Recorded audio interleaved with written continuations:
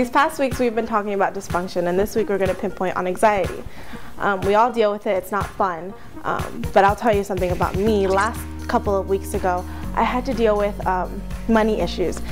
I'm not normally the person to deal with money issues. I normally have money and I save, and I'm a really good saver. I've done it since I was a little girl. And my family's always seen me as that. I have other siblings that don't save as much as I do, but I've always saved. I've always had extra money. I've always known that the money I get, I shouldn't be spending on everything. I just save it.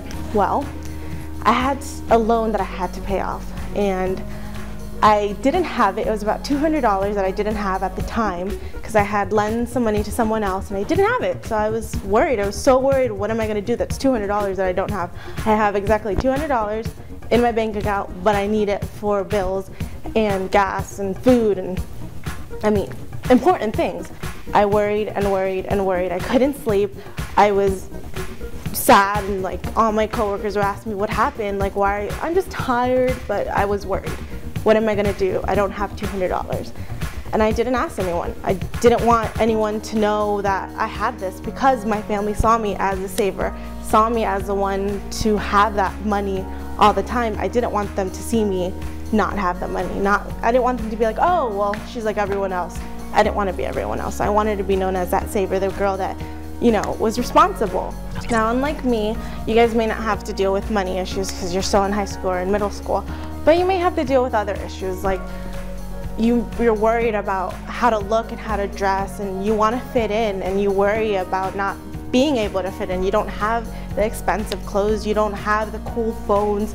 I remember when the iPhone came out, everyone wanted it. I wanted it, but I didn't have it. I didn't get it till I was probably the last one to get it, and it took me forever to beg my mom to get it. But we worry about fitting in and being part of the group and the cool group, and it's not easy, and we built this anxiety up, and it's hard.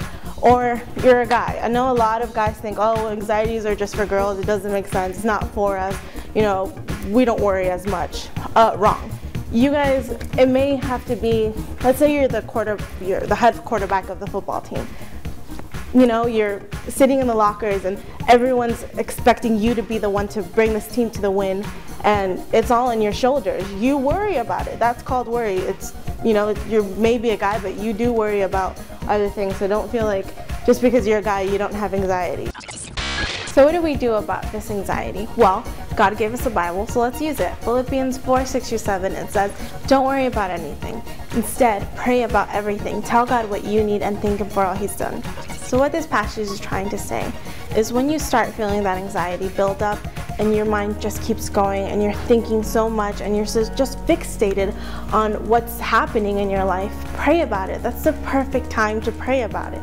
Tell God exactly what you need. Tell Him the situation and give Him the control of what you had no control of.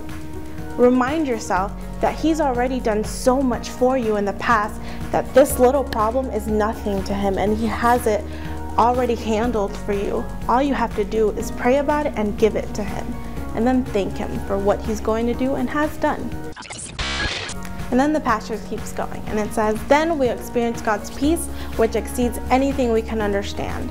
Once we give Him the control, He's going to give us that peace that we need. I know with having anxiety, all I want is to feel calm and feel at ease and know that He's in control and that my situation is handled and He has me there with Him, holding my hand and walking me through whatever I need to walk through.